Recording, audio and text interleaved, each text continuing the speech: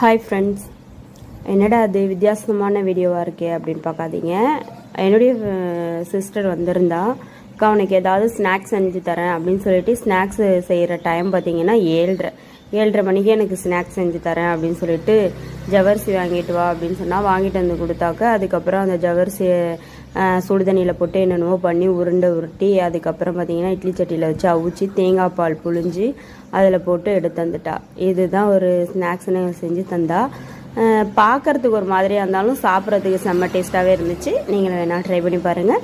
உங்கள் வீட்டில் உங்கள் அக்கா தங்கச்சி வந்தாங்கன்னா இப்படியெல்லாம் செஞ்சு தருவாங்களா அப்படிங்கிறத கமெண்ட் பாக்ஸில் கமெண்ட் பண்ணுங்கள். ஓகே ஃப்ரெண்ட்ஸ், பிடிச்சிருந்தால் லைக் பண்ணிவிட்டு ஷேர் பண்ணுங்கள், முடிஞ்சால் சப்ஸ்கிரைப் பண்ணுங்கள். Okay, by.